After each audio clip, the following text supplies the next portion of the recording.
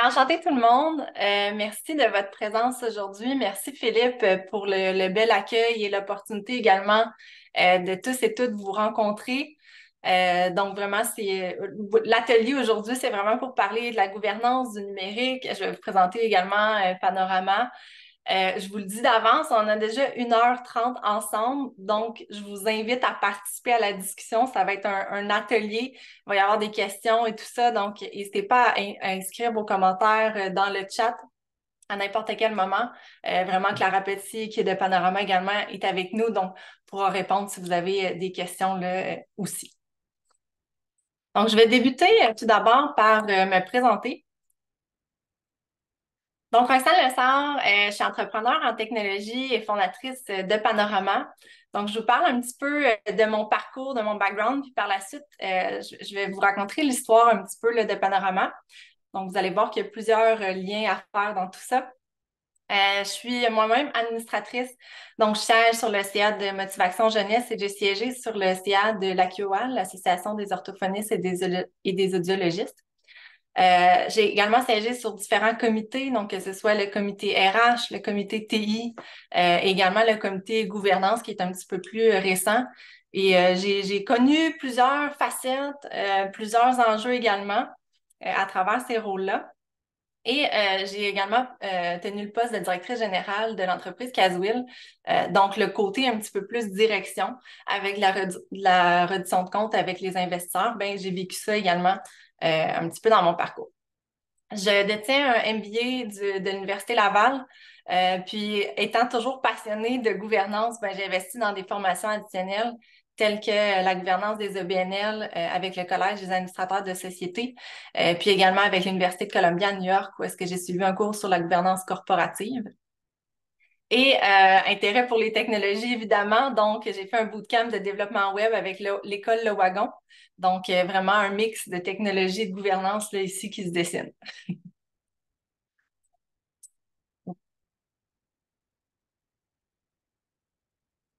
Donc, je suis curieuse qu'on commence tout de suite avec une première question pour qu'on interagisse ensemble.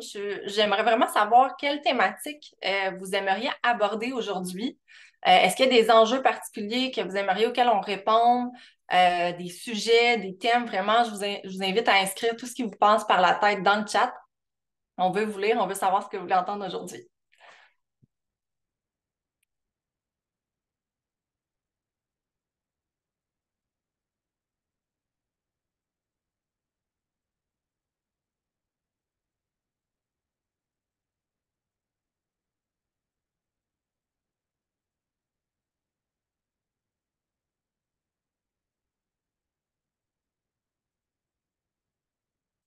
Et on a une première réponse ici. Gestion du cartable des résolutions. Super intéressant. Confidentialité de la plateforme, également un enjeu critique aujourd'hui, la sécurité de l'information des données. Super. Est-ce qu'il y a d'autres points que vous aimeriez voir abordés aujourd'hui? La gouvernance horizontale participative. Excellent. Difficile ici de gérer les suivis et les responsabilités dans un grand groupe. Ça peut être complexe, évidemment, un conseil d'administration, donc super point. Convivialité, surtout pour les membres externes. Excellent. Intéressé par les outils de com et de partage d'infos entre les administrateurs. Good. Super. Ben, merci de nous partager un petit peu ce que vous souhaitez aborder aujourd'hui. Je pense qu'il y a plusieurs des points là, qui sont mentionnés qui vont se recouper dans la présentation. N'hésitez pas à m'interpeller si vous avez des questions ou si je vais passer en profondeur dans un sujet. Ça va vraiment me faire plaisir là, d'y répondre. Donc, l'agenda, justement, simplement pour vous présenter un petit peu ce qu'on va jaser aujourd'hui. Donc, je vais débuter par l'histoire de Panorama, donc d'où ça vient, un petit peu tout ça. Par la suite, on va parler de démocratiser la gouvernance et le devoir fiduciaire. Donc, je vais me répéter un petit peu sur certaines choses, mais Panorama, c'est un logiciel de gouvernance, donc c'est important qu'on en parle, qu'on comprenne un petit peu ça vient d'où également. Euh, Point 3, les meilleures pratiques pour le CA de votre organisation. Donc, on va parler de bonnes pratiques, de bonnes pratiques à mettre en place finalement pour l'organisation et je vais faire référence à Panorama aussi sur certaines de celles-ci. Donc, on va parler de préparation des réunions, du rôle du secrétariat, la sécurité de l'information et de la diversité au sein du conseil également. Ça va être intéressant d'échanger aussi sur que nous réserve le futur de la gouvernance. Donc, quelques idées, quelques pistes, un petit peu de questions à y avoir sur ce qui s'en vient. Et je vais terminer en vous mentionnant comment implanter Panorama. Donc, un petit retour un petit peu sur le logiciel. Quelles sont les prochaines étapes si vous souhaitez l'utiliser dans vos organisations? Donc, je débute avec l'histoire de Panorama. Première chose que j'aime dire, c'est qu'il faut vivre pour le croire. La première fois que j'ai joint un CA, j'étais honnêtement complètement perdue. J'avais aucune formation, il n'y avait aucun processus qui était mis en place. Donc, vraiment, pour moi, c'était d'y aller à tâtons. Honnêtement, je sortais de ma maîtrise. J'ai étudié avec, avec les mots comme la stratégie, l'innovation, tout ça, ça m'intéressait énormément, joindre un premier CA. Mais quand je suis arrivée vraiment sur le terrain, puis que j'ai joint mon premier CA, ben, ce qui est arrivé, c'est que la première chose, je suis arrivée à une première rencontre de CA en ne sachant pas trop quoi faire. Donc là, j'écoutais, j'osais pas trop poser de questions, je savais pas trop qu'est-ce qui était mon rôle, l'information qui m'avait été envoyée en avant était plus ou moins manquante. Bref, je savais même pas quelle information honnêtement rechercher et demander avant même de joindre un premier CA. Ça m'a amené à me remettre beaucoup en question. Suite à ça, j'ai eu beaucoup le syndrome de l'imposteur. Je me suis dit, c'est quoi la valeur que moi j'apporte là, finalement en siégeant sur un CA? Pourquoi je suis là? Comment je peux aider? T'sais, à la base, moi, j'ai joint un premier CA parce que ça me parlait au niveau de la mission. Je voyais l'impact de l'organisation sur le terrain. Mais en siégeant sur le CA, au final, est-ce que moi, j'apporte quelque chose? Ça m'a amené à me questionner puis à rechercher les bonnes pratiques. Parce que j'y crois et j'y croyais et j'y crois, je veux dire, en la mission d'organisation. Donc, quel genre de bonnes pratiques on peut mettre en place pour réellement avoir un impact? Ma recherche un petit peu sur la gouvernance m'a amené à prendre confiance. Je me suis dit, je veux aider davantage, je peux le faire. Je vais joindre un deuxième CA. Et là, je me suis joint à la QA suite à ça. Et là, je découvre une panoplie d'enjeux différents de ce qu'on vit actuellement, de ce que je vivais actuellement sur le premier CA. Et là, malheureusement, la réalité m'a un petit peu frappée en pleine face. Où est-ce que je recherche une panoplie de bonnes pratiques, mais après ça, les intégrer, c'est une autre game dans notre organisation. On a un manque de temps. C'est toute une deuxième implication en plus de notre de notre emploi, premier ou deuxième emploi. Donc, ça ne devient pas nécessairement évident de mettre tout ça en place. Et j'ai été victime également de ne pas assez connaître mes propres responsabilités, mon devoir fiduciaire également en siégeant sur un CA. Ça nous a malheureusement, j'ai appris à la dure certaines petites mauvaises surprises, si je peux me permettre de dire, que ce soit vraiment au niveau de comment gérer l'argent dans l'entreprise, dans l'organisation, pardon, mais vraiment plusieurs autres choses qui ont découlé à souvent des questionnements, est-ce que je quitte ou est-ce que je reste? Puis ça a été un back and forth, là, je vous dis, sur plusieurs années. Là, mes deux séances, ça va faire presque 6 ans que je change sur les conseils. Et en 6 ans, à peu près 4 fois par année, je devais me poser la question, est-ce que je quitte ou je reste? Mais il y avait toujours cette petite voix-là qui me disait, oui, mais Roxane, tu y crois. Oui, mais Roxane, tu vois l'impact de l'organisation. On fait quelque chose de beau, on fait quelque chose de bon, on est capable. Fait que qu'est-ce qu'il y a là? Qu'est-ce qui marche pas là? Fait que là, je me suis dit que les choses devaient changer. Je me suis dit que j'y croyais, mais que les choses devaient changer. Puis je crois profondément que nos prises de décision ont un impact sur le futur de notre société. C'est pas pour rien que je dis que c'est beau ce qu'on fait, motivation au travail avec les jeunes, c'est beau ce qui se passe sur le terrain. Ben, toutes nos décisions qu'on prend en CA ont un impact sur le terrain comme cela. Puis je me suis dit, ben, la technologie peut potentiellement être là pour nous aider. Fait que comment tout ça peut s'articuler au final? À ce stade-ci, c'est encore vraiment très flou. Je me suis dit, bon, la technologie peut nous aider. J'étais déjà dans le domaine. On travaillait déjà l'équipe ensemble sur divers projets informatiques. Mais qu'est-ce qui doit être vrai pour qu'on se lance dans un projet comme Panorama pour aider les conseils d'administration dans la gouvernance? Ben, c'est là qu'on a suivi une méthodologie très rigoureuse. Et je vous présente la méthodologie aujourd'hui quasiment en ayant deux chapeaux, parce que je veux vous mentionner que si vous avez des projets d'innovation à l'intérieur de votre organisation, vous pouvez suivre cette méthodologie-là, adaptez-la à votre contexte. Mais vraiment, c'est ce qu'on a suivi pour partir d'un flou artistique de, bon, il y a quelque chose qui se passe en gouvernance, on a besoin d'aide, à un logiciel structuré, établi pour soutenir un petit peu cette gouvernance-là au conseil d'administration. Donc, la première étape qu'on a fait, c'est identifier les problèmes à résoudre. Donc, moi, je vivais des enjeux, comme je viens de vous mentionner, sur mes propres CA, mais est-ce que c'est juste moi qui vis ça? Comment ça se passe dans les autres organisations? Comment ça se passe dans les autres CA? Donc, on a émis plusieurs hypothèses, pardon. On a mis ces hypothèses-là, puis on s'est interrogé. Est-ce que prime abord, ça serait réaliste pour nous de résoudre ces problèmes-là? C'est ce qu'on est en train de se dire, puis d'émettre comme hypothèse. On a-tu les capacités internes de le faire? On a-tu l'expertise de le faire? Est-ce que ça fit avec nos valeurs aussi? C'est important, ça, parce que si un projet n'est pas aligné avec qui on est au final, en dedans de nous, ben souvent, ça va bloquer à quelque part plus loin dans le processus. Donc, par la suite, on a simplifié les plusieurs problèmes, les plusieurs hypothèses en un seul problème. Pour ça, on a fait au-dessus d'une trentaine d'entrevues avec divers membres de conseil d'administration, personnalités de la gouvernance, dont Philippe, justement, qui l'a mentionné au début de la réunion. Des entreprises de différentes tailles également, parce qu'on voulait comprendre ces enjeux-là, on voulait mieux les comprendre, puis on voulait s'aider à venir les simplifier aussi. Parce que c'est complexe, la gouvernance.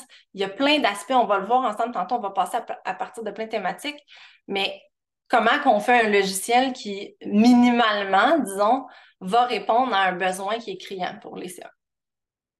Donc, on a analysé nos observations, puis on a identifié un problème spécifique à régler. Donc, vraiment, à travers un petit peu d'analyse qualitative, on surlignait des thématiques, on regroupait de l'information. C'est vraiment comme ça qu'on a géré un petit peu tout le détail qu'on avait reçu. Les gens ont été super généreux aussi.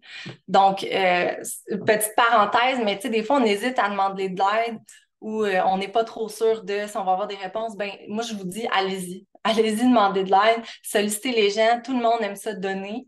Vous êtes tous ou près de conseil d'administration, donc je suis certaine que vous aimez ça doublement donner.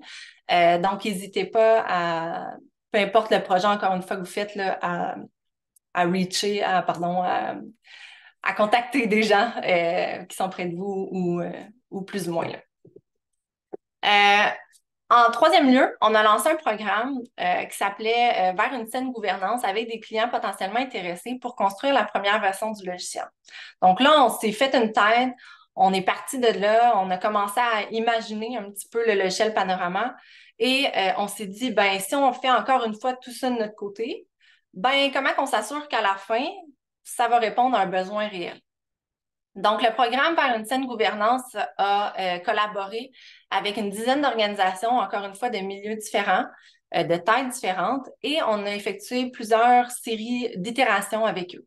Donc, vraiment, on est parti de d'autres formes de questions à montrer certains visuels du logiciel, à montrer le logiciel étant disponible sur le web, mais en manquant certains éléments. Donc, vraiment, on y allait comme ça petit à petit pour itérer, peaufiner le logiciel, le rendre simple, le rendre accessible, puis encore une fois, qui répondent à un réel besoin de ces organisations-là. Fait que c'est vraiment au niveau de la méthodologie dont on a suivi, je tiens quand même à mentionner, si ça vous intéresse, il y a un article que j'ai publié en collaboration avec The Product Pantry. C'est sur mon LinkedIn, donc vous pouvez aller voir et retrouver l'information. C'est en anglais, mais toutefois, c'est un petit peu la méthodologie plus détaillée et il y a certains cadres Canva là, qui sont là aussi que vous pouvez utiliser. Donc, quel était le fameux enjeu qu'on a réussi à simplifier? Eh bien, c'est celui-ci. Les administrateurs, pardon, et la direction n'apportent pas leur pleine valeur en raison des processus de gouvernance et de la documentation, ce qui laisse peu de temps pour les réflexions et les interactions stratégiques. Puis pourquoi maintenant? Pourquoi c'est important? Ben, c'est qu'on est dans une ère où est-ce qu'on a besoin de mitiger les risques, faire face aux défis sociaux, faire face aux défis technologiques, environnementaux. Et il est essentiel d'avoir une saine gouvernance, un leadership, une prise de décision efficace et responsable pour y arriver, pour les mitiger, ces risques-là. Donc, la solution, Panorama, ce qu'on a développé, une solution qui simplifie la gouvernance. On a eu la chance également d'avoir une parution dans la presse au début du mois d'avril. Donc, si vous n'avez pas vu l'article, je vous invite à googler ou encore une fois vous rendre sur notre site où est-ce qu'il est présenté. Et en une phrase, Panorama, c'est quoi? Comment on simplifie la gouvernance? Eh bien, c'est vraiment en réduisant la charge de travail des membres du conseil d'administration, donc tout ce qui est charge administrative, surtout, de 42 et en améliorant, en soutenant vos prises de décision, tout en automatisant les meilleures pratiques de gouvernance. Donc, on va le voir un petit peu plus tard dans des cas concrets de bonnes pratiques. Donc, je veux m'arrêter tout de suite là, de parler de Panorama et de revenir sur la gouvernance un petit peu après. Dernier point, rapidement, par contre, sur Panorama, avant que je me lance en gouvernance, le logiciel et ses grandes fonctionnalités, c'est un logiciel qui est vraiment accessible, dans le fond, peu importe votre structure de gouvernance. Donc, que vous ayez un conseil d'administration avec ou sans comité, que vous ayez un comité de gouvernance, RH, audit, tout ça est englobé dans la plateforme. Ou à l'inverse, si vous avez plutôt une structure de comité aviseur ou comité consultatif, vous êtes en mesure de l'utiliser également. Tout ce qui est assemblée aussi, donc assemblée générale, assemblée d'actionnaires, c'est possible de le faire à l'intérieur de la plateforme. Donc, il y a 6 grands volets de Panorama. Le premier, la préparation, la convocation des réunions. Le deuxième, la rédaction, la standardisation des procès-verbaux, des minutes. Le troisième, la signature et la révision des procès-verbaux et des résolutions. Le quatrième, la centralisation de l'information avec des documents et des accès simplifiés. Quand je parle d'accès simplifié, c'est vraiment une facilité des accès et non moins de sécurité, je tiens à le mentionner. C'est une plateforme qui aussi va gérer vraiment toute votre information de façon sécuritaire, de manière intègre. Donc, il y a une intégrité de l'information qui est préservée.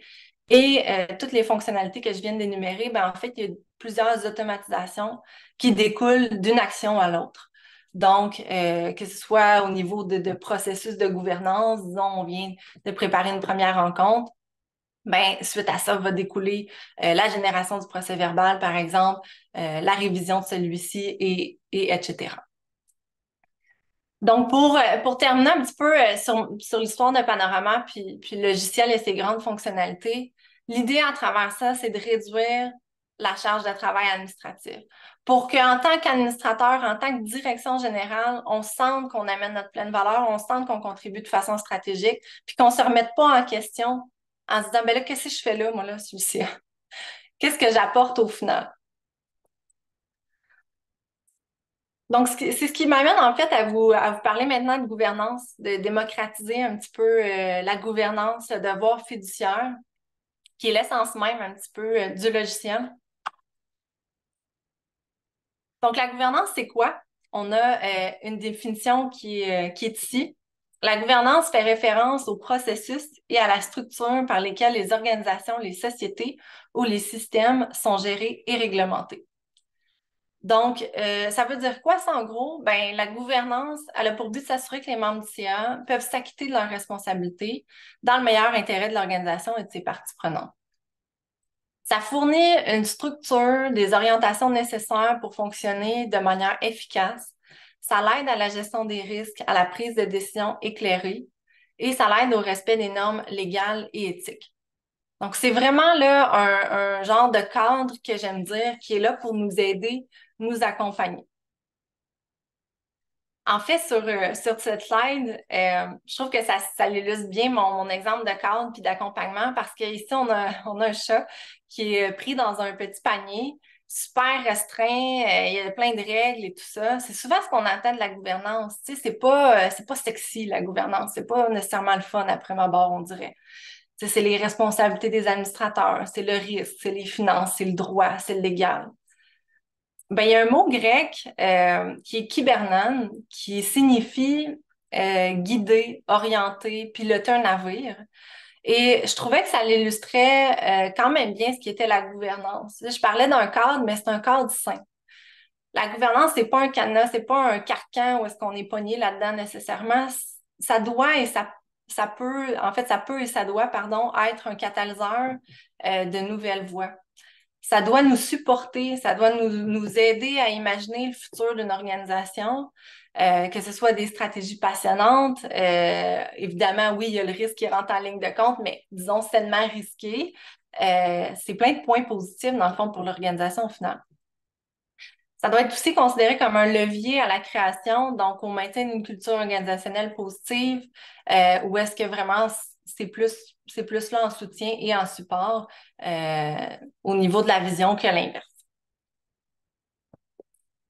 J'ai moi-même dessiné un petit schéma, en fait, pour encore une fois mieux illustrer ce qu'est la gouvernance. J'ai l'impression qu'après ma base, ça peut être quelque chose qui est, oui, très simple ou très compliqué si on s'y attend. Donc, l'idée, c'était vraiment un petit peu d'illustrer ce cadre-là que je parle depuis tout à l'heure. Puis ce que j'ai mis dans le cadre de la gouvernance, ben, j'ai mis deux choses. Le devoir de gestion des risques, puis le devoir de prendre des décisions éclairées. Puis ici, j'ai mis le mot devoir. C'est pas un terme légal. Là, on n'entend pas de devoir de gestion des risques, devoir de prise de décision éclairée. Mais pourquoi j'ai mis le mot devoir? C'est que selon moi, ça reste un devoir parce qu'on cela découle du devoir fiduciaire. En voulant dire, il faut le faire. C'est ça mon message aujourd'hui. Il faut le faire. Il faut faire la gestion des risques. Il faut prendre des décisions éclairées parce que tout ça découle de notre devoir fiduciaire. Donc, j'ai une question pour vous qui est qu'est-ce que le devoir fiduciaire? Donc, on parlait de gouvernance et là, j'ai amené la notion de devoir fiduciaire. Donc, il y a quatre options ici que vous allez bientôt voir à l'écran et je vous invite à nous faire part de ce que vous croyez qui est la bonne réponse. Donc, la première option qui est l'option A, l'obligation de maximiser les revenus de l'organisation. L'option B, l'obligation de mettre de côté les intérêts personnels pour agir dans le meilleur intérêt d'autrui. L'option C, de suivre les lois gouvernementales à la lettre. Ou l'option D, de ne pas divulguer toutes les informations confidentielles. Je vous laisse le temps de répondre.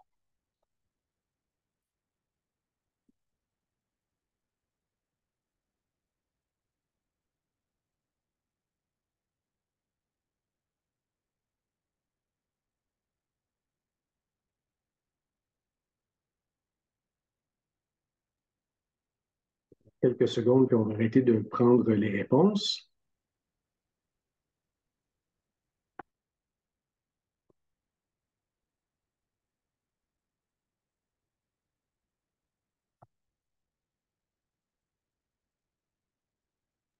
Donc, les résultats sont partagés à l'écran. Donc, tout le monde voit les résultats, Philippe, juste m'assurer. Oui. Oh, OK, bon. Super. Donc, on a 71 qui est la bonne réponse. Donc, félicitations. L'obligation de mettre de côté les intérêts personnels pour agir dans le meilleur intérêt d'autrui. Donc, les autres réponses, bon, je vois qu'il y avait quand même un 18 pour l'obligation de suivre les lois gouvernementales à la lettre. Évidemment, les lois qui nous sont appliquées, nous devons les suivre. C'est simplement pas exactement la bonne définition du devoir fiduciaire.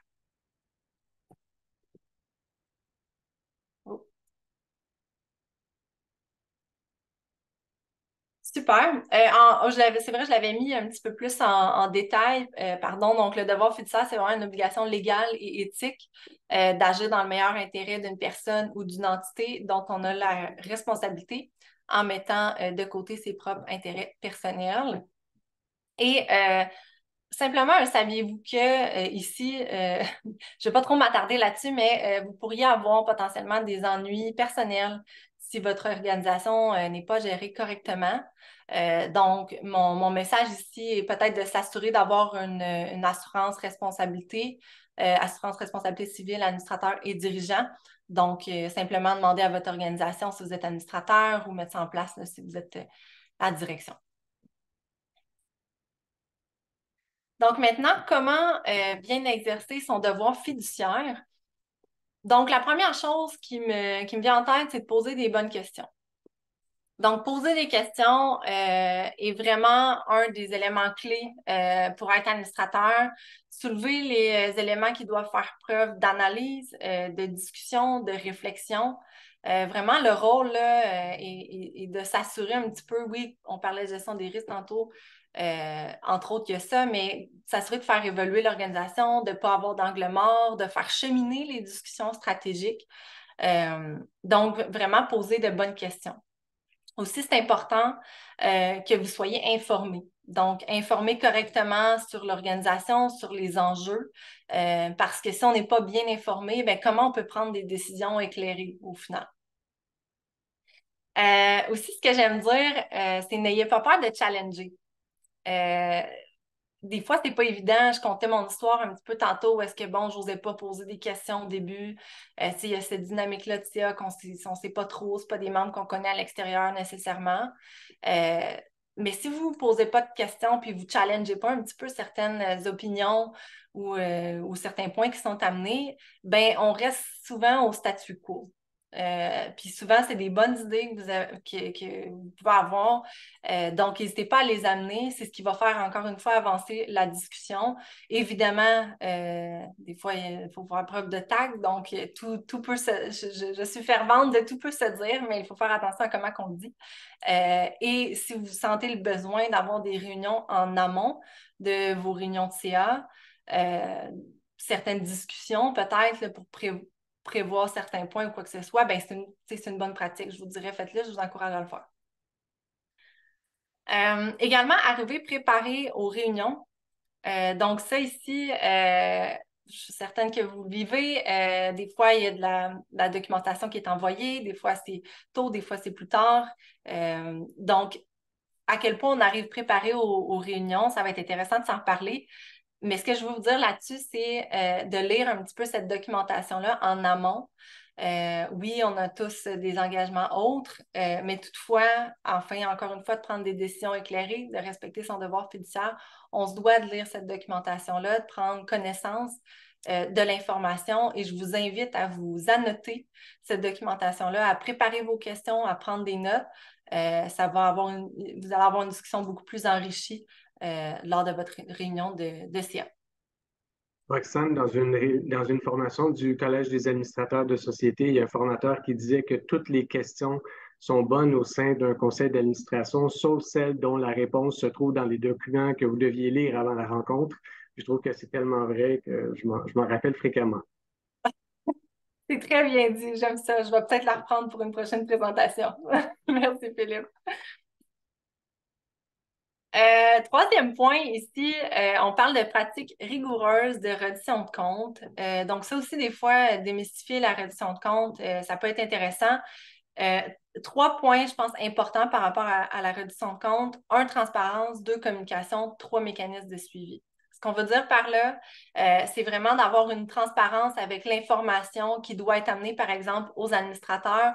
On ne gagne rien à omettre ou à cacher de l'information ou pas vouloir en parler parce qu'on a peur de X, Y, Z. Plus tard, ça va ressortir puis ça va être pire. Il faut comme ça dire ça un petit peu. Donc, vraiment, fournir des informations complètes, précises en amont des réunions également. Communiquer aussi régulièrement, donc que ce soit entre deux rencontres de SIA en amont, lors de la rencontre de SIA aussi. Ce n'est pas nécessairement un flot d'informations continu. Donc voilà. Et au niveau des mécanismes de suivi, ben, mettez en place peut-être certains mécanismes comme des rapports, de la suivi des tableaux de suivi, par exemple, pour une planification stratégique. Vous pouvez mettre en place certains outils comme ça pour standardiser un petit peu cette reddition de compte-là, la rendre plus facile, vous assurer qu'il n'y a pas des informations qui glissent entre des cracks au final. Pratique éthique dans les opérations et les décisions du CA. Je tenais à le mentionner également parce que ça fait partie, oui, de son devoir fiduciaire. C'est intéressant d'être encadré par un code d'équipe. Je dis intéressant parce que je suis quand même consciente que ce n'est pas nécessairement toutes les organisations qui ont mis en place un code d'éthique. Toutefois, je vous dirais que c'est une excellente pratique à avoir et je vous dirais que si ce n'est pas un code à proprement dit à plusieurs pages, bien, au moins certaines lignes de conduite. parfois, ça peut nous sembler comme obvious, là, que je veux dire, d'emblée, ah ben oui, l'éthique, on en entend parler souvent, mais il ne faut pas trop assumer non plus, parce qu'il suffit de vivre une situation un petit peu sur la ligne, dans le gris ou malaisante, puis là, ben, on est un petit peu mal pris parce qu'on n'a pas défini ces, euh, ces règlements-là un petit peu là, avant. Donc, soyez proactifs là-dessus. Transmettez encore une fois l'information aux administrateurs, à la direction. Il y a un nouvel administrateur qui joint, c'est quelque chose qu'il doit savoir également pour être en mesure d'agir proprement au sein du conseil. Si vous n'êtes pas trop sûr non plus de comment aborder le sujet, ben, formation, il y a plusieurs formateurs en gouvernance et en éthique également. Donc, tenons-nous informés et mots d'ordre. Si je fais le lien avec Panorama, bien, Panorama, c'est un logiciel qui centralise énormément d'informations. Donc, toute l'information nécessaire, stratégique au conseil d'administration s'y retrouve et est sécurisée au même endroit. Donc, c'est vraiment dans l'optique de faciliter cette prise de décision-là et de vous permettre d'être assuré d'accomplir votre devoir fiduciaire. Donc, l'interface de Panorama que vous voyez ici, ben, on peut voir dans le fond divers registres sur l'ordinateur. Ce qu'on peut retrouver dans Panorama, c'est la structure du conseil. Donc, on va vraiment avoir ses comités, ses mandats, comme vous voyez en haut à droite. Donc, on voit les rôles, les mandats. Je viens de sortir d'une assemblée générale annuelle dans le mois dernier, justement. Puis on se demandait donc bien avant la préparation de celle-ci, ah ben là, c'est qui est à élire là, cette année? On était tout mêlés. Ça a l'air bien niaiseux, mais tu sais, on n'est pas là temps plein dans l'organisation. Fait que là, bon, ben, qui garde cette information-là? Es-tu accessible facilement aux administrateurs? Ben, ici, tout s'y retrouve. Donc, les réunions à venir, ils sont également les registres. Donc, toute la préparation des réunions se fait à l'intérieur de Panorama. Et on va avoir nos registres donc, de résolution, de procès-verbaux, de huis clos qui sont bâtis, peuplés là, vraiment par Panorama de façon automatique. Il y a également une gestion des accès et des permissions qui est simplifiée et adaptable à votre contexte. Donc, ce que je veux dire par là, c'est que c'est vraiment simple de donner les accès, de se retrouver à qui est partagé à quoi, disons. Donc, c'est vraiment très sécuritaire, toutefois beaucoup plus facile de se partager de l'information et adaptable à votre contexte, dans le sens qu'ici, on voit par exemple un comité d'audit. Ben, si j'en ai pas de comité d'audit, moi, sur mon CA, ben, ça ne se retrouvera pas dans Panorama. Donc, vraiment, tout est configurable en fonction de votre structure de gouvernance, de si vous avez des comités ou non, et les accès de création de réunions, de permission, de prise de notes, de révision, de signature, tout ça, c'est déterminé aussi en fonction de votre contexte.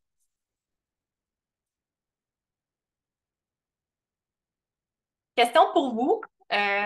Je suis curieuse de savoir, au niveau de la préparation de réunions, comment évaluez-vous un petit peu la préparation de vos administrateurs aux réunions de conseil d'administration? Donc, est-ce qu'ils sont très bien préparés, généralement préparés, parfois préparés, rarement préparés ou pas du tout préparés? Et dépendamment de votre chapeau, ben, soit vous êtes administrateur puis vous vous auto-évaluez, évaluez vos pairs, ou au niveau de la direction, ben, évaluez votre CA. Je précise que les réponses sont confidentielles. On ne peut pas Oui, associer les noms des participants à leurs réponses, donc sentez-vous bien libre. exactement. Merci, Philippe.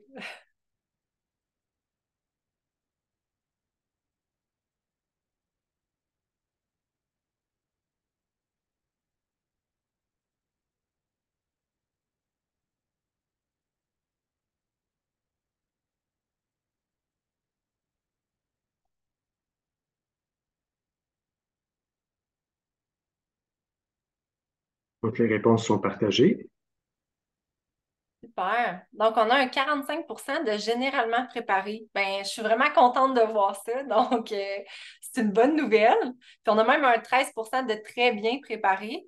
Donc, ça nous fait quand même une moyenne positive. Et, bon, ben, certains parfois préparés, rarement et pas du tout. Donc, c'est quand même vraiment intéressant. Merci de nous partager le tout. Je pense que c'est ça. Pour une super discussion, un devoir fiduciaire accompli, c'est important de se préparer comme on vient de le voir ensemble. Donc, visons un petit peu cette préparation-là. Puis, Panorama est un outil qui peut nous aider à amener ces administrateurs-là qui sont peut-être parfois, rarement ou pas du tout préparés, à l'être un petit peu plus.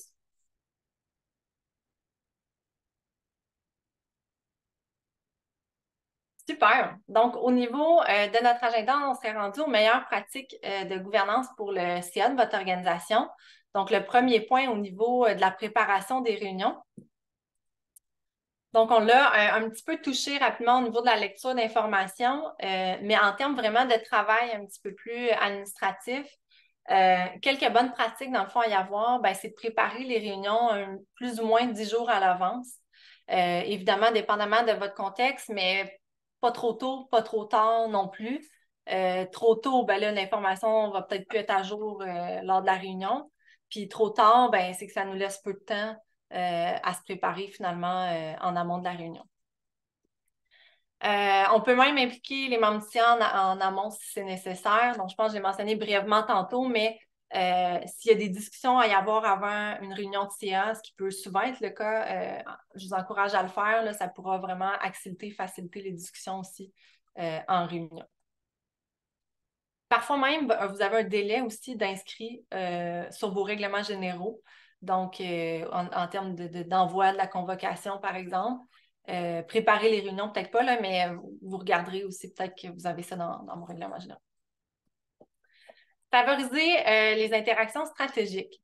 Donc, la préparation de réunions, de l'ordre du jour, j'ai pour mon dire, c'est pas nécessairement juste mettre des points à discuter puis des points de sujet ou de recopier notre agenda de la réunion passée tel quel.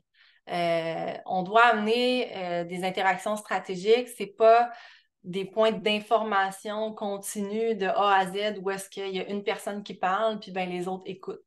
Ça va être difficile comme rencontre, ça. Puis ça va être difficile que les administrateurs se sentent impliqués, sentent qu'ils apportent de la valeur s'ils sont juste en mode écoute. Allez les chercher, les administrateurs. Ils sont alentour de la table parce qu'ils ont une expertise, parce qu'ils croient à la mission, parce qu'ils veulent. Ben, ils sont là pour aider. Donc, balancez vos discussions. Là. Je ne dis pas que ça ne doit pas être non plus informatique du tout, mais je pense qu'il doit y avoir une saine balance, puis adaptez-la en fonction de votre contexte réel. Un autre point aussi par rapport aux interactions stratégiques, ce que je veux dire par là, c'est que je pense qu'il doit y avoir une danse intéressante entre information opérationnelle et information stratégique. Dépendamment de comment vous fonctionnez, des ressources que vous avez à l'interne, puis tout ça, je comprends qu'il peut y avoir des enjeux. Mais un conseil d'administration, c'est une réunion stratégique.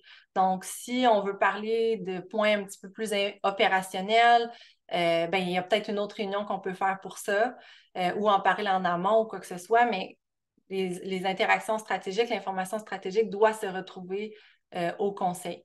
Puis, tu sais, ce que je veux dire un petit peu par là, ben, gestion des risques, on parlait tantôt de reddition de compte, de suivi de rapport, ça en fait partie, de prise de décision également. Donc, pour prendre une décision, il faut y avoir aussi de l'information en amont là, qui est stratégique et qui va nous aider à prendre cette décision-là de façon éclairée. Donc, point de décision élaboré, justement, qui est un autre point. Si vous avez une résolution à prendre ou une décision, vraiment important d'offrir cette information-là justement à l'avance. Puis si c'est une résolution dépendamment de vos pratiques, vous pouvez même préparer votre projet de résolution à l'avance. Est-ce qu'on a bien identifié les risques, par exemple? Est-ce qu'il y a eu des comparatifs qui ont été faits? Pour vraiment aider un petit peu à se faire une tête là, en amont de la réunion, puis qu'on arrive, puis qu'on sache déjà qu'est-ce qu'on va dire. Il peut y avoir des discussions et tout ça, mais qu'on ait une opinion un petit peu déjà en arrivant, puis pas qu'on va se laisser guider en fonction de la nouvelle information qu'on reçoit. Donc voilà. Puis sinon, ben, envoyer la convocation incluant la documentation pertinente plus ou moins 7 jours en avance. C'est ce que je disais tout à l'heure. Peut-être c'est inscrit dans vos règlements généraux. Une bonne pratique, je dirais, ça serait 7 jours à l'avance parce que bon, sinon, trop peu, trop tard, comme j'ai dit tout à l'heure. L'information, il faut qu'elle soit à jour et pertinente. Via Panorama, c'est possible, dans le fond, on diminue la charge de travail pour la préparation des réunions en amont, puis l'envoi de convocation. Donc, c'est vraiment possible de gagner plus de temps aux interactions stratégiques, aux travaux stratégiques qui comptent réellement à la mission, qui est là où vous amenez votre expertise et pas dans la paperasse un petit peu plus administrative. Donc, je vous montre un petit peu plus comment. Au niveau de la préparation de réunion, ben, on peut vraiment tout faire dans Panorama, tout monter. Donc, il y a des gabarits d'ordre du jour qui sont disponibles. Je parlais de copier l'ordre du jour tantôt d'une réunion à l'autre. On peut le faire. Toutefois, je vous recommande de le mettre à la main des discussions actuelles, évidemment. Donc, on vient vraiment préparer tous nos sujets. On ajoute nos documents par point. Fait que vraiment, toute notre documentation, nos sous-points sont là. Panorama propose également des sujets intelligents. Donc, en fonction des bonnes pratiques de gouvernance, je montre l'exemple ici qui est à l'écran, l'adoption du dernier procès-verbal. Eh bien, ici, on se dit, oh, hey, attention, il y a 2 procès-verbaux qui sont en attente d'adoption. Est-ce que tu veux les adopter à cette réunion-là? Donc, si oui, on les ajoute, on va les adopter lors de notre prochaine réunion. Les sujets intelligents vont proposer également plusieurs automatisations, simplifications de la prise de notes, la prise des minutes lors de la réunion également. Donc, j'y reviendrai là, un petit peu plus tard là-dessus. Donc, tout est centralisé, oui, dans la plateforme, mais également dans la convocation qui est envoyée aux administrateurs, aux participants. Donc, vraiment, on a un courriel avec toute l'information de notre réunion, puis on a notre ordre du jour directement intégré avec toute la documentation et dans un clic, ben, on s'en va voir l'information dans Panorama. On propose également des suivis, des rappels par courriel. Donc, on vient éliminer un petit peu ces suivis-là qui étaient de façon manuelle avant. Donc, c'est vraiment juste par bonne pratique. On n'oublie pas de lire notre information justement peut-être en amont de la réunion. Et ici, on voit un exemple d'une réunion qui a été préparée et qui est plus en mode brouillon, donc est en mode à consulter. Donc, rapidement, via l'interface, on peut voir nos réunions à venir et voir, bon, ben, qu'est-ce que j'ai à consulter justement maintenant versus qu'est-ce qui est en mode création brouillon aussi. Donc, autre question pour vous. Je suis curieuse de savoir maintenant comment vous percevez la qualité des informations fournies avant une réunion de CA. Ici, on a 5 choix de réponse, claires, pertinentes et transmises plusieurs jours avant votre réunion. Le deuxième choix, claire, pertinente et transmise le jour même ou peu de jours avant la réunion.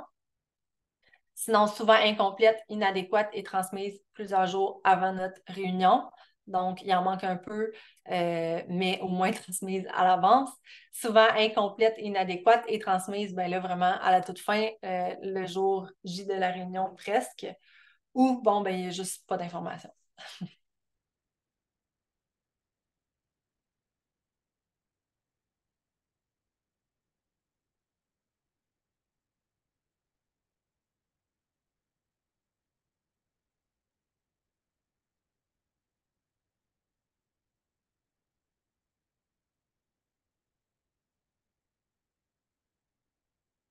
Encore une fois, les réponses sont anonymes, donc ne vous gênez pas.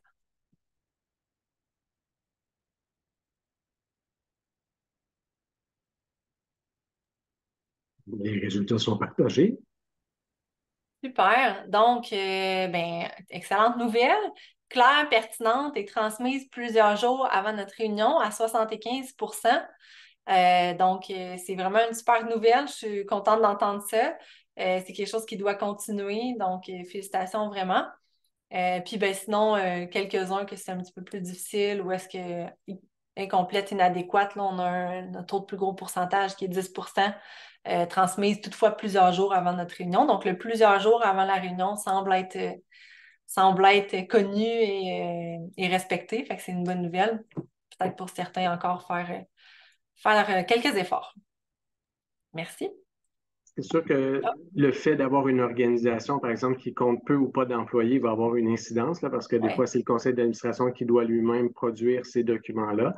Donc, vos réalités sont sans doute très différentes si vous avez 20 personnes qui travaillent dans l'organisation, préparent les rencontres du CA, versus si vous avez un employé ou une employée qui se consacre à cette tâche en plus de toutes les autres, ça va faire une différence. Tout à fait, Philippe. Merci. Puis il y a même des conseils qui ont des rôles dédiés là, en gouvernance, des plus grands, mais ça, c'est sûr que ça fait une autre bonne différence. Merci.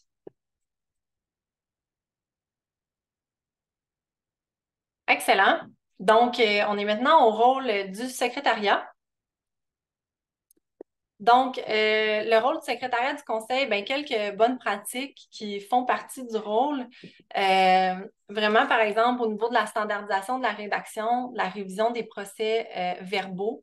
Euh, Dépendamment de votre contexte, là, je vais me permettre une parenthèse. Soit vous avez un poste de secrétariat vraiment dédié, puis c'est comme la même personne qui l'occupe à chaque fois, ce qui est super.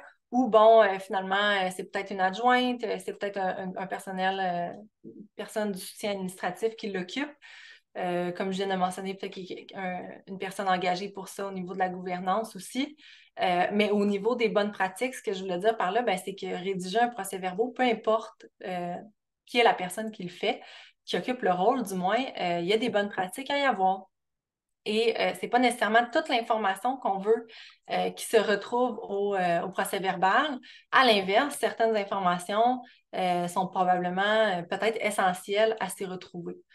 Donc, quand on prend une résolution, quand il y a un vote, par exemple, certaines informations qu'on veut noter, mais disons le verbatim peut-être d'une discussion qui a eu lieu, ben, on ne veut peut-être pas tout le noter, mais certains points de questions qui ont été amenées, ça peut être intéressant de le noter pour s'assurer, encore une fois, on a bien fait notre devoir fiduciaire, on a posé les bonnes questions, elles sont là.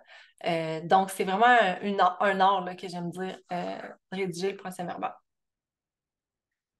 J'ai connu, j'ai vu à travers mes expériences aussi des procès-verbaux bien différents d'un CA à l'autre, une structure aussi bien différente. Donc, avoir une certaine standardisation, que ce soit, là, je vais en parler avec Panorama d'un CA à l'autre, mais plus d'une réunion à l'autre, ça aussi, ça m'est arrivé. Donc, une réunion, ça ressemble à telle affaire, puis l'autre réunion complètement différente. Ben, ça peut être difficile aussi de se retrouver dans cette information-là si on n'a pas des pratiques un petit peu plus standards. Trop, c'est comme pas assez aussi. Donc, j'ai parlé de verbatim rapidement tantôt, mais d'avoir un PV de 20-30 pages, c'est pas nécessairement mieux non plus. Donc, faire attention posez-vous toujours la question, est-ce que c'est pertinent, est-ce que cette information-là soit là au procès-verbal? Ça nous a-tu aidé à prendre une décision? On a-tu géré bien les risques? On a-tu posé les bonnes questions? C'est tout des... Je suis pas experte là, non plus là, en rédaction de procès-verbal, mais c'est des pistes du moins que je peux vous donner pour bien le rédiger. Au niveau de la préparation des projets de résolution, ce qui peut être intéressant de retrouver là-dedans, en fait, trois grandes lignes, qui est le quoi, le qui et le quand. Donc, quand on prend une résolution, ben, qui est autorisé à faire quoi, par exemple? C'est qui va agir sur cette résolution-là? Euh, Quel est le délai, par exemple, pour porter action, s'il y a action?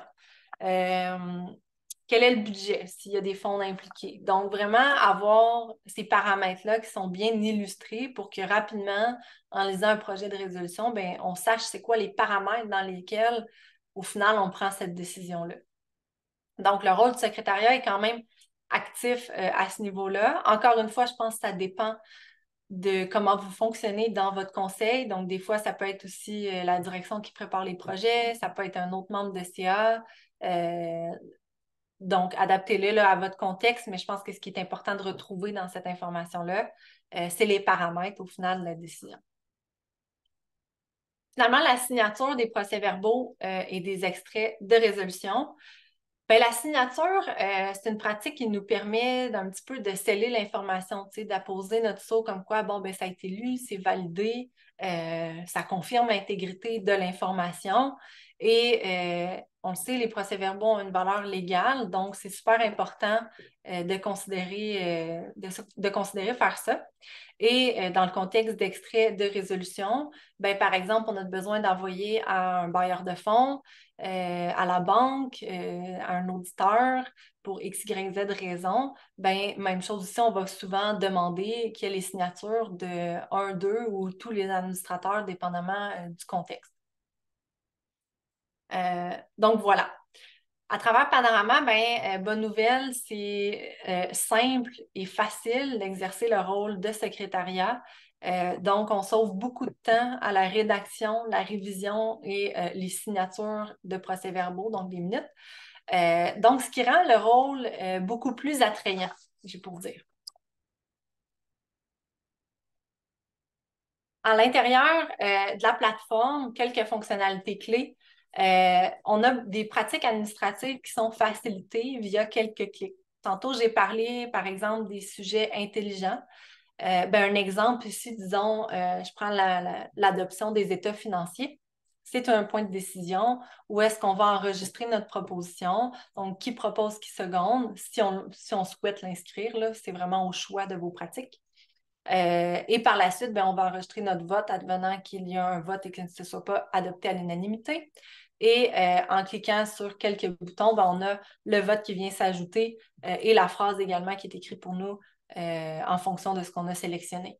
Donc, tout ça en termes de standardisation, de facilité puis de structure finalement du rôle du secrétariat, d'un point à l'autre, on va naviguer comme ça lors de la réunion et on va avoir certaines facilitations pour nous aider dépendamment du type de sujet. Donc, plus on utilise des sujets Panorama, plus il y en a. Sinon, on y va avec nos propres sujets qu'on vient créer dans la plateforme.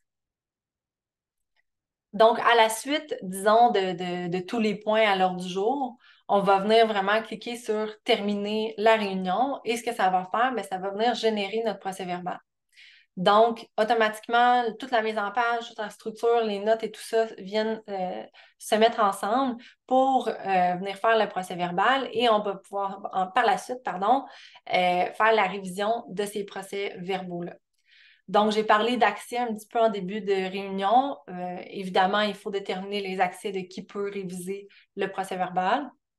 Si j'ai les accès directement dans Panorama, je vais pouvoir y aller et apposer des changements, corriger mes fautes, reformer mes phrases si je veux, et tout ça. Et on va garder une trace de l'information modifiée, comme vous voyez à l'écran.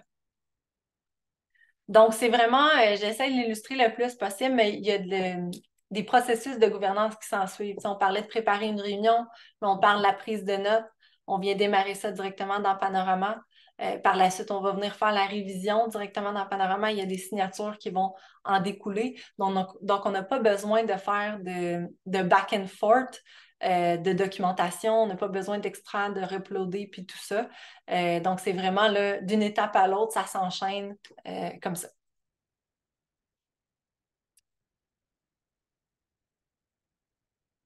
Donc, finalement, pour ce qui est des extraits de résolution, qui est un autre gros point dans Panorama également, elles sont générées de façon automatique. Donc, disons qu'il y a le procès-verbal là, que je vous expliquais tout à l'heure qui est généré. Ce qu'on va venir faire, c'est prendre les résolutions de ce procès-verbal-là et les extraire pour signature.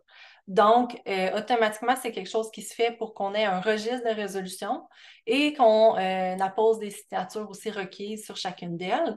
Donc, ça va venir les classer automatiquement au registre et également vous aider dans un petit peu cette recherche-là d'informations de décision.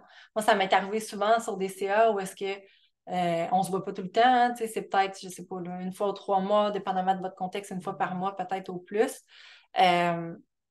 Mais on ne se rappelle plus, là, qu'est-ce qu'on a décidé, le 3 mois peut-être, ou le 6 mois. C'était quoi donc les paramètres qu'on avait dans cette décision-là? Ça a-t-il été respecté?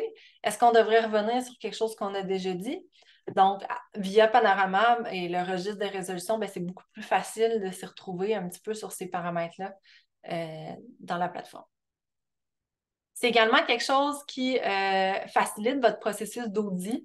Donc, dépendamment de votre contexte, il y a des informations à transmettre à votre auditeur et cette information-là doit être intègre, doit être facile d'accès. Donc, bonne nouvelle, c'est beaucoup plus facile de faire vos audits avec Panorama.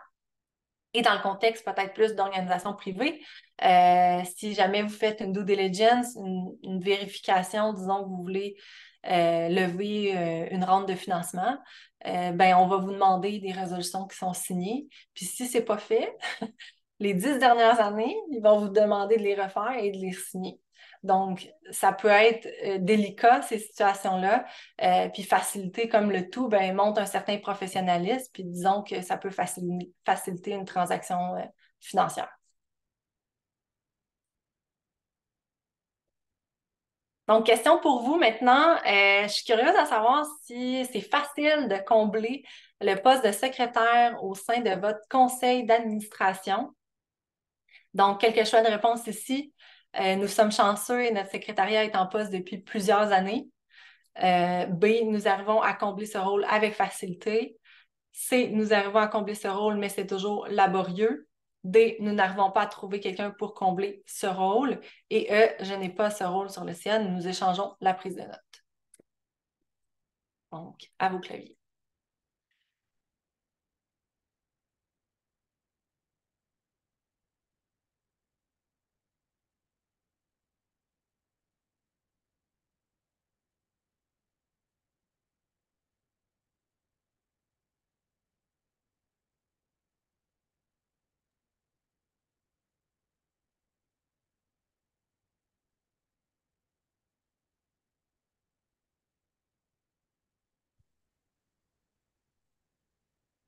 Les résultats sont affichés.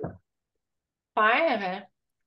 Donc, une majorité, je ne vais pas me tromper, oui, majorité de 39%. Nous sommes chanceux et notre secrétariat est en poste depuis plusieurs années. OK, super nouvelle. Je vais apporter un petit bémol là-dessus toutefois, mais c'est une super nouvelle, contente que vous ayez un poste de secrétariat qui est stable. Puis sinon, on a un 32% où est-ce que nous arrivons à combler ce rôle, mais c'est toujours laborieux. Fait que quand même, ça suit de près à notre 39%. Et sinon, on a un 21%, nous arrivons à combler ce rôle avec facilité. 5%, nous n'arrivons pas à combler, à trouver quelqu'un pour ce rôle et un 3% qui s'échange la prise de notes. Donc, c'est quand même assez mitigé finalement là, comme réponse.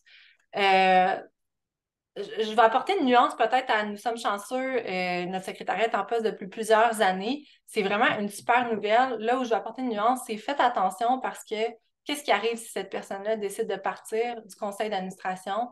Est-ce que la pérennité des processus qui sont en place, de la prise de notes qui est faite, même et autres pratiques, honnêtement, qui ont été mises en place, ben, va s'en trouver être en jeu? Ou à l'inverse, ben non, c'est super stable, puis ça va bien, puis peut-être que la personne va quitter, puis vous n'aurez pas d'enjeu. Mais je veux juste peut-être apporter ce petit point-là où est-ce que regardez peut-être ce qui est mis en place, parce que ça peut être difficile s'il n'y a pas une structure et des processus forts qui sont là. Entre autres, via Panorama, ben, c'est quelque chose qui est fait pour vous. Donc, indépendamment de qui siège, c'est facile de conserver cette pérennité-là, puis ces processus-là d'une année à l'autre. Puis sinon, ben, pour ce qui est de nous arrivons à combler ce rôle, mais c'est toujours laborieux. Effectivement, c'est un rôle qui souvent, je vais dire, parfois est occupé par des avocats. Des fois, c'est pas toujours facile de les trouver pour un conseil. Parfois, c'est plate comme rôle, là, honnêtement. Donc, c'est pas tout le monde là, qui raffole de la prise de notes et de structure et tout ça. Donc, via un logiciel comme Panorama, ça peut être intéressant de rendre ça un petit peu plus attrayant, un petit peu plus attractif, encore une fois, puis de faciliter, de déloader un petit peu là, ce rôle-là pour que ce soit plus agréable, que la personne aussi participe aux réunions pleinement. Ça, j'ai entendu ça souvent. Ah, ben là, j'ai le rôle de secrétariat, je serais comme tannée, je veux échanger parce que là, je suis jamais capable de participer aux discussions, je suis tout le temps pris dans ma prise de notes, tu sais. Fait que ça aussi, des fois, ça peut être un enjeu. Donc voilà, merci Philippe. Donc on serait rendu maintenant au point 3C qui est la sécurité de l'information. Donc encore une fois, quelques bonnes pratiques au niveau pardon, de la sécurité de l'information. La première, connaître et mettre en place des pratiques et des politiques. Donc, ça a l'air peut-être niaiseux là, comme ça, mais ça ne l'est pas, honnêtement. C'est complexe, la sécurité de l'information. Et si on ne s'y connaît pas trop, ben, c'est peut-être le moment d'investir un petit peu en formation ou de prendre le temps de s'asseoir puis de lire ces politiques-là ou ces pratiques-là. Ou si on n'en a pas, ben, d'en mettre peut-être quelques-unes en place. Puis on n'est pas obligé de commencer encore une fois avec un gros document de 20-30 pages. Peut-être certaines certaines petites pratiques, petits points à mettre en place au début pour s'assurer qu'on a une sécurité de l'information qui est accrue et qu'on fait attention à l'information personnelle. Idée comme ça, je ne l'ai pas fait moi-même, donc je peux pas, je peux pas témoigner.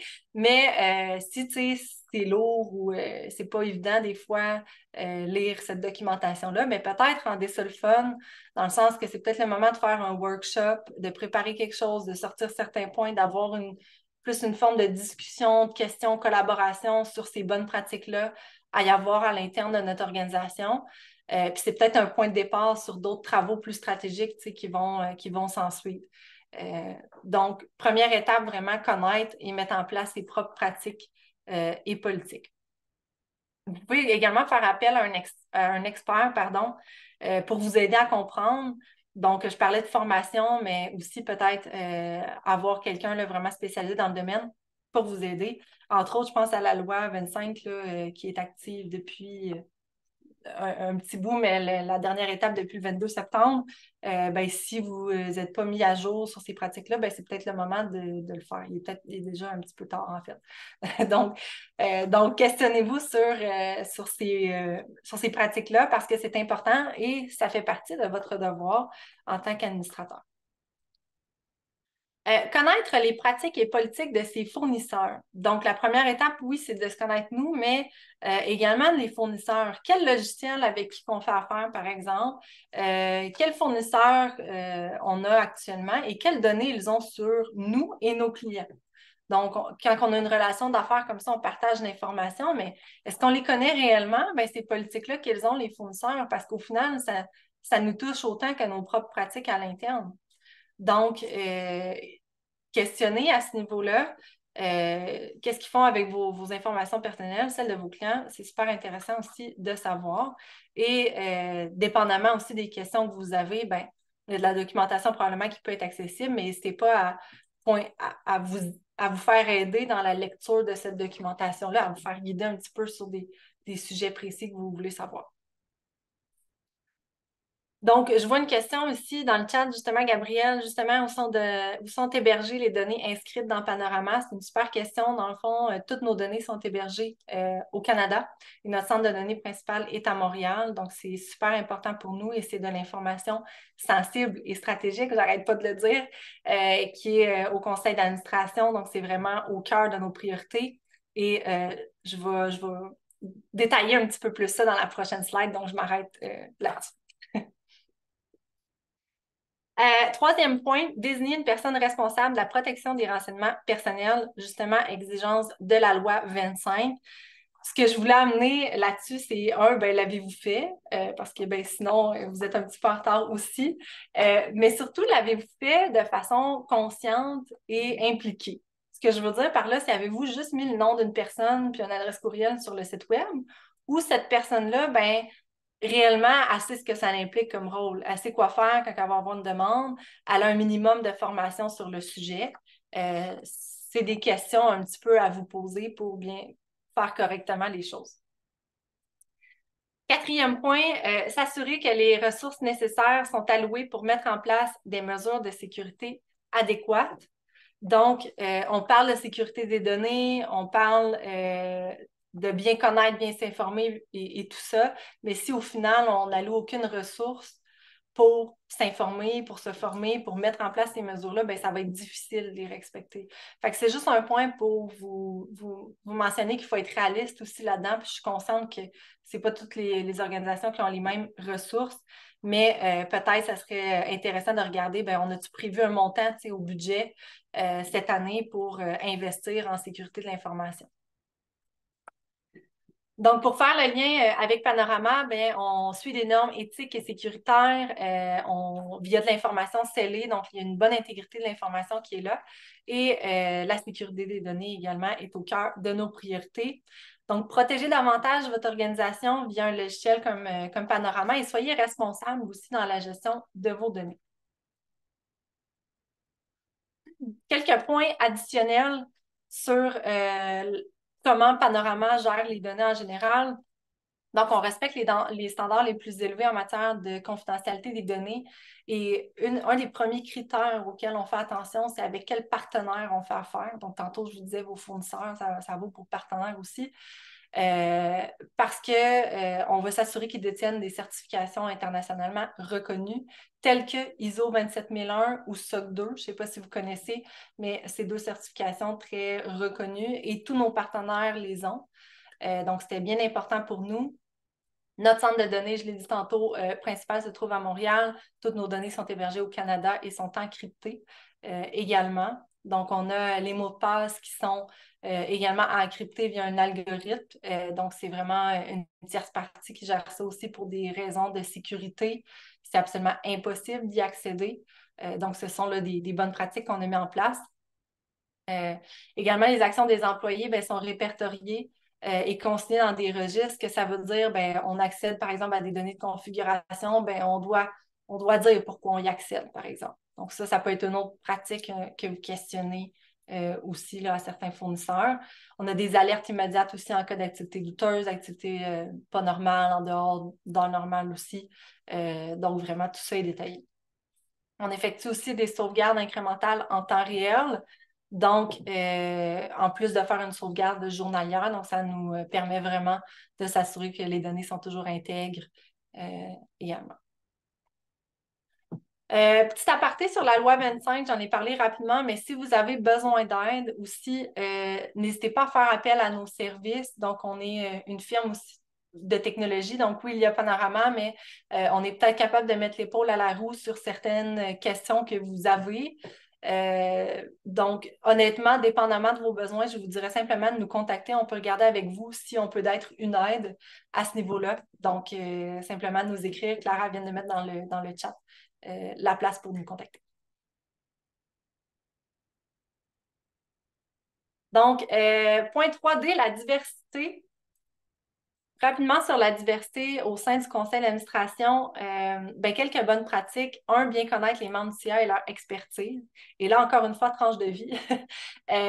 Sur mon premier CA, je pense que ça m'a pris 3 ans, savoir réellement c'était quoi les expertises de chacun. Je l'ai dit tantôt, on ne se voyait pas à chaque mois. C'était pas évident un petit peu me retrouver dans tout ça. Puis au final, là, on a tout un titre, un rôle, mais notre expertise va bien au-delà de ça. Je suis sûre que vous avez plein d'autres compétences qui sortent de votre titre professionnel. Donc, si on ne s'auto-évalue pas, si on ne prend pas connaissance de notre conseil d'administration puis qu'est-ce qu'il en regroupe, ben, ça devient difficile un petit peu de se connaître. On est en réunion de CA, c'est pas une réunion aussi de chit and chat puis d'apprendre à se connaître. On remarque que ça peut être quelque chose que vous faites en amont ou à un certain moment pour apprendre à vous connaître. Ça peut être une super belle opportunité de réseautage aussi. Donc, faites-le. Probablement une bonne pratique à mettre en place. Quelque chose d'autre aussi qui peut être intéressant à mettre en place pour bien se connaître, c'est une matrice de compétences. Donc, vraiment d'y aller un petit peu plus de façon structurée pour connaître les diverses expertises de chacun. Et bien, rapidement, on est capable d'illustrer peut-être des lacunes ou des manques dans cette matrice-là. Ce qui va nous amener à déterminer des critères de sélection pour recruter ces prochains administrateurs-là. Puis on va peut-être vouloir se focusser justement sur cette place-là où il en manque un peu. Il manque une certaine expertise, le disons. Si vous ne savez pas par où commencer au niveau aussi de critères de sélection, on parle de diversité justement ici, ben, des fois, on veut peut-être instaurer certains critères par rapport à ça. Je vous dirais, informez-vous. Donc, si ce n'est pas évident pour vous de déterminer quoi regarder peut-être à la base, ben, il y a des formations, il y a du support, il y a de l'accompagnement qui existe à ce niveau-là. Donc, c'est peut-être le moment aussi d'investir un petit peu de temps pour mieux comprendre cela. On peut instaurer des politiques aussi incitant la recherche de candidats diversifiés, donc dans l'optique d'inclure une plus grande diversité en termes de sexe, de race, d'ethnicité, d'expérience professionnelle. C'est des choses que vous pouvez mettre en place pour vous assurer vraiment de parler à une grande diversité de candidats avant de prendre votre décision. Le point 4 qui est mettre en place un comité de nomination et de processus de sélection. Cela aussi, je l'aime particulièrement parce que j'ai vécu plein de choses à ce niveau-là. Donc, j'ai vécu un processus super structuré à des processus pas du tout structurés, même des plus petits organismes. Je sais que parfois, il y a des gens qui se présentent en assemblée générale, puis bon, ils sont élus à ce moment-là. Est-ce que c'est une bonne pratique? J'aurais tendance à dire que non. Euh, Encore une fois, ça revient à une prise de décision éclairée. On veut des gens alentour de la table qui ont une expertise, des compétences. Donc, qu'est-ce qu'on peut mettre en place peut-être pour s'assurer que ce soit des gens comme ça qui siègent au CA? Bien, en amont, en plus de déterminer ces critères-là, il y a un processus qui doit être suivi. Donc, peut-être qu'on vient mettre en place un comité de nomination ou c'est notre comité de gouvernance, notre comité RH qui prend le rôle, mais on fait vraiment attention, dans le fond, pour faire peut-être des pré-entrevues avec ces personnes-là, puis les recommander finalement à notre Assemblée générale pour qu'ils soient élus à ce moment-là. Donc, Via Panorama, c'est un logiciel qui est clé en main, en fait, pour tout type d'administrateurs, et ça, peu importe leur niveau d'expérience sur un CA ou en gouvernance. C'est notre mission à nous, là, en termes de diversité, c'est ça. Que quelqu'un commence sur un CA ou quelqu'un a de très bonnes connaissances en gouvernance et a siégé sur plusieurs CA, on vient ramener tout le monde sous le même pied d'égalité et on vient faciliter finalement une expérience continue là, au sein d'un CA. C'est un logiciel qui est simple, qui est facile à utiliser et qui est accessible pour tous les âges. En ce moment, on a vraiment tous les âges. Donc, je tiens à le mentionner, euh, ça se passe très bien. Donc, je vois le temps qui passe. Je pense que je vais peut-être skipper le sondage, Philippe, si tu me permets, ou parce que je pense que je ne finirai pas. OK. Rapidement, je me lance sur le futur de la gouvernance parce que je pense qu'il y a plusieurs choses qui vont changer. Puis j'ai sorti 6 thématiques ici qui sont à regarder. Donc, la première, l'accroissement et la complexité des enjeux.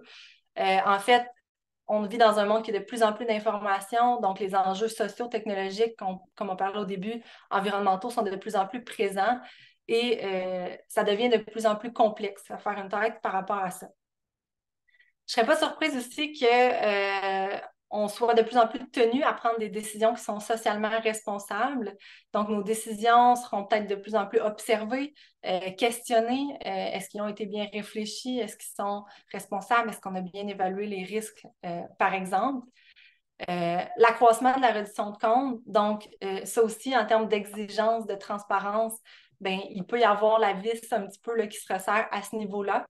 Puis, ben, la réglementation, par la vis, je veux dire la réglementation, pardon, là, mais elle pourrait se resserrer. Je ne serais pas surprise de ça, en fait, parce qu'on a des bailleurs de fonds, des investisseurs qui nous donnent l'argent, mais ils veulent savoir ce qui se passe avec cet argent-là. Donc, dépendamment des processus qui sont mis en place, ça pourrait être quelque chose qui évolue également.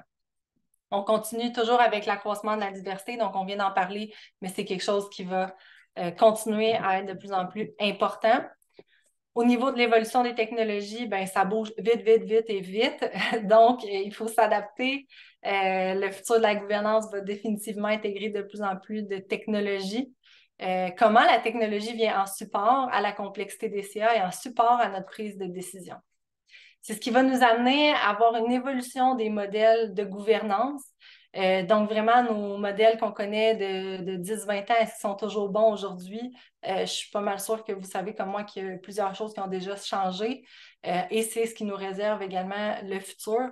J'ai tendance à dire questionnons-nous sur ce qui s'en vient. La gouvernance d'aujourd'hui va-t-elle être bonne à celle de demain? Ben, en fonction des enjeux qui sont de plus en plus présents, c'est certain que ça va moduler un petit peu le tout. Donc, je suis peut-être juste curieuse de savoir rapidement, prendre 1 minute pour savoir c'est quoi les enjeux qui sont importants pour vous présentement. Je parle de futur de gouvernance, mais c'est quoi que vous vivez au day-to-day, puis qu'est-ce qui est un défi? Écrivez directement là, dans le chat certains petits points.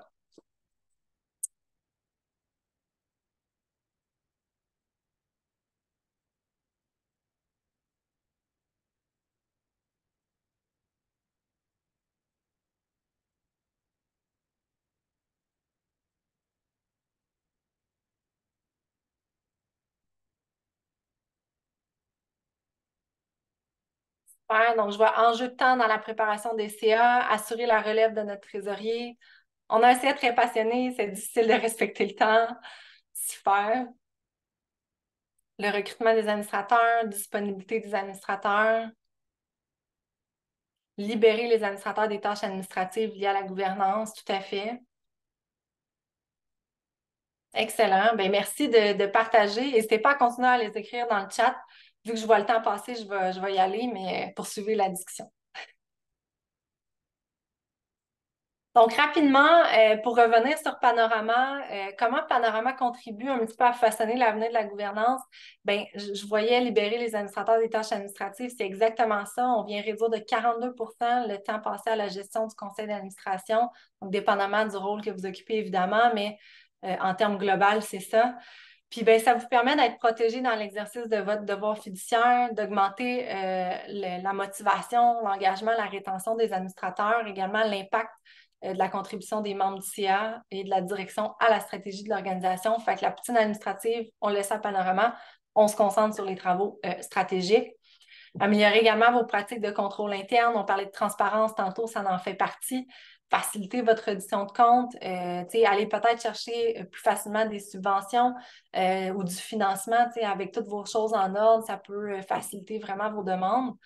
Et finalement, bien, solidifier votre lien de confiance entre les membres du CA, la direction, les investisseurs aussi, si ça s'applique. Donc, plus de transparence, plus de confiance. Donc, finalement, je termine sur comment implanter Panorama. Donc, c'est vraiment 4 étapes faciles. Donc, la première étape, rencontrer l'équipe. Donc, on va se parler rapidement pour vraiment bien comprendre vos besoins. On veut comprendre votre situation, on veut comprendre vos enjeux, on veut comprendre ce qui fait du sens pour vous. Puis suite à cette première discussion-là, bien, on va être en mesure de définir ensemble une tarification. Je vais passer à partir les 4 premières étapes, puis je vais y revenir à ce point-là. Par la suite, on va définir les accès ensemble.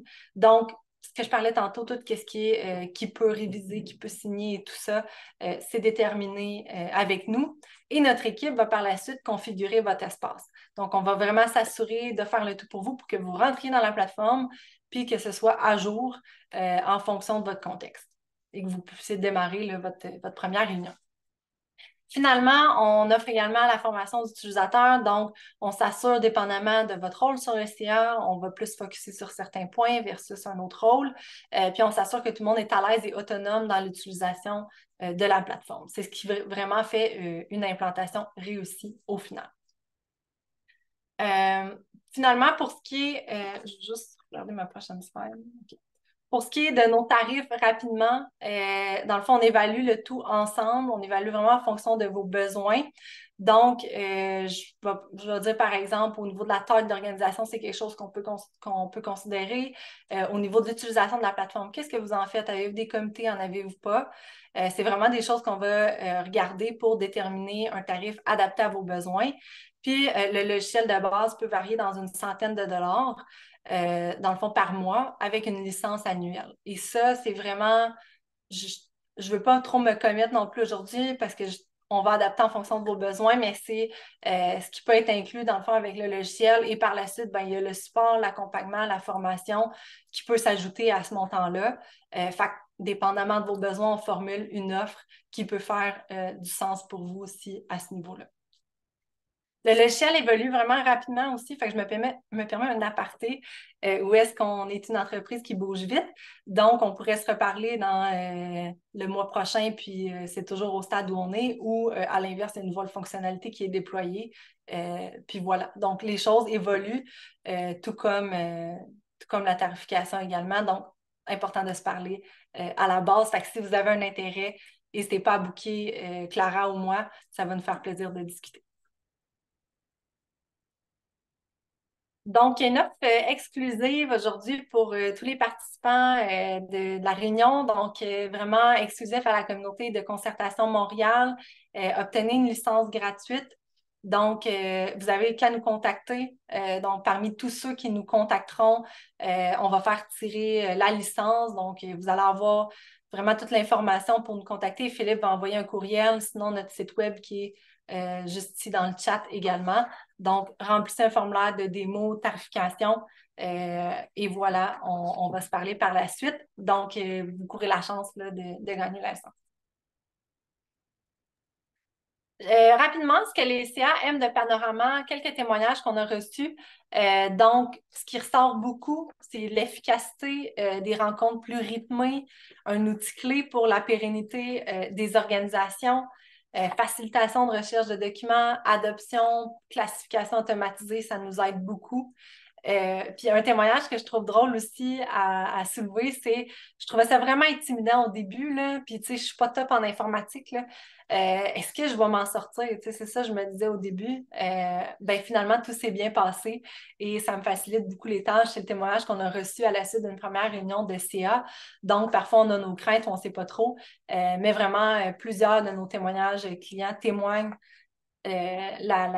l'importance un petit peu que Panorama a dans leur gestion administrative et à quel point ça facilite et c'est simple finalement d'utilisation.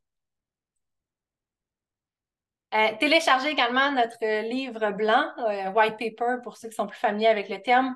Donc, c'est quand même un bon document où est-ce qu'on va parler de 10 grands enjeux de gouvernance au sein des conseils d'administration. Donc, on en a parlé de quelques-uns aujourd'hui, mais on va un petit peu plus dans le détail. Il y a également pourquoi, on répond à pourquoi ce sont des enjeux aujourd'hui, mais également quoi mettre en place pour y faire face. Donc, certaines pratiques ou certaines pistes de réflexion, de discussion à y avoir, peut-être avec votre conseil. Donc, n'hésitez pas à aller le télécharger gratuitement sur notre site web. Donc, vraiment, en vous rendant dans la section ressources, en cliquant sur Livre blanc, ou si vous êtes en anglais, White Paper, et vous téléchargez. Le livre blanc est seulement disponible en français toutefois.